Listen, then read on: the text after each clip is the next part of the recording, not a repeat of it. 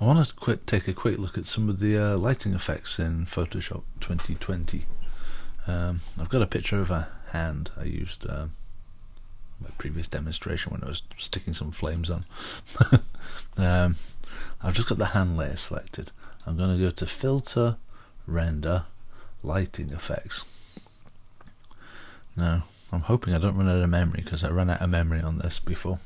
Make sure you've got everything else closed. You get this circle by default, which is the spotlight. We've got a choice of spotlight, point, or infinite. We'll start off with spotlight. There's a ring around the center of this. If you hold down left click and drag, you can turn up the intensity of this light. If you click on the little target bit in the middle, you can move it around, and it's like shining maybe like shining a torch down on the onto like the photograph from above. We have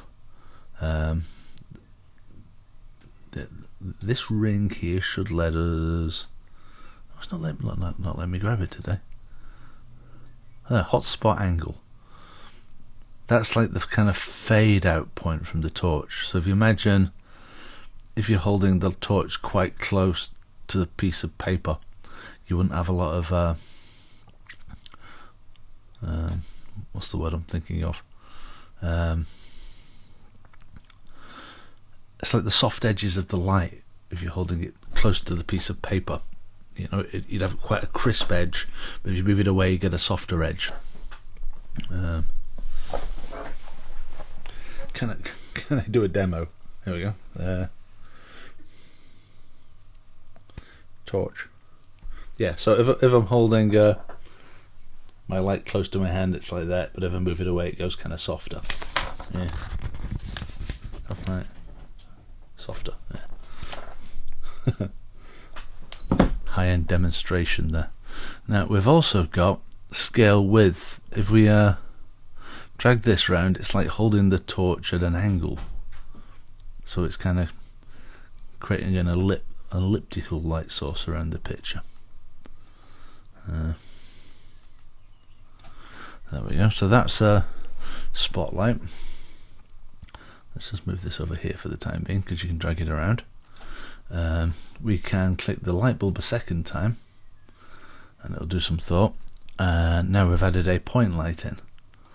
A point light, as its name suggests, is a single point of light.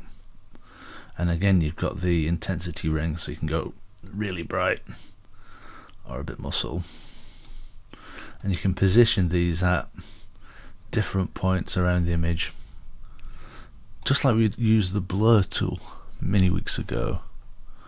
And we've also got infinite, which is like a 3D light covering the whole thing, and you can rotate the position of the lighting around just by holding left click.